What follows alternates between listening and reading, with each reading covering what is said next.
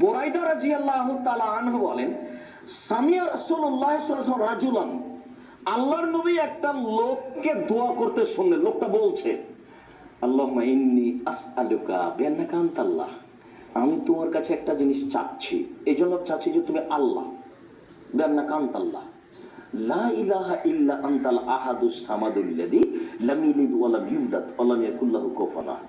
তুমি ছাড়া কোনো মাবুদ নেই, তুমি একক, নিরপেক্ষ, মুখাপেক্ষীহীন, তুমি কাউকে জন্ম দাওনি, তুমি কারো থেকে জন্ম নেওনি, তোমার সমকক্ষ কেউ নেই। এই দোয়াটা লোকটা বলল, আল্লাহ রাসূল তার দোয়াটা শুনে নিয়েছেন। এইভাবে দোয়া বলল, দোয়াটা বলছে, আল্লাহুম্মা ইন্নী আসআলুকা বিআন্নাকা আনতাল্লাহ, তোমাকে বলছি কেন জানো, তুমি আল্লাহ, এই জন্য। লা ইলাহা ইল্লা আনতাল আহাদুস সামাদুল্লাযী, তুমি ছাড়া কোনো মাবুদ নাই, তুমি একক, নিরপেক্ষ, মুখাপেক্ষীহীন। তার মানে তার ক্ষমতা বর্ণনা করছে। লোকটা দোয়াতে কি করছেন, তার ক্ষমতা বর্ণনা করছেন। তুমি তো পারো, আমি বিরুদ্ধে অবস্থাতে কি আছে, তুমি তো পারো, আমি অসহায় রাস্তায় পড়ে থাকবো কেন, তুমি ঠিক করে দাও, তুমি তো পারো। পারো না এমন কাজ তোমার কাছে নেই, তুমি একক, নিরপেক্ষ, মুখাপেক্ষীহীন, তুমি কারোর কাছে জন্ম নাওনি, তুমি কাউকে জন্ম দাওনি, তোমার সমকক্ষ কেউ নেই, তুমি একক, ক্ষমতার মালিক।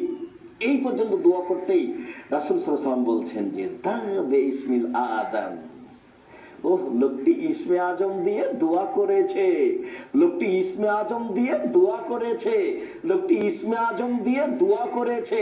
আল্লাযী ইয়াজাব দোয়া বিহি উস্তুজিবা, এইটা দিয়ে দোয়া করলে কবুল করা হয়। ও শৈলা বিহি উতিয়া, ও শৈলা বিহি আতা, এইটা দিয়ে চাইলে দিয়ে দেওয়া হয়, এটা দিয়ে বললে মেনে নেওয়া হয়, এটা দিয়ে চাইলে দিয়ে দেওয়া হয়, এটা দিয়ে বললে মেনে নেওয়া হয়, এটা দিয়ে চাইলে দিয়ে দেওয়া হয়।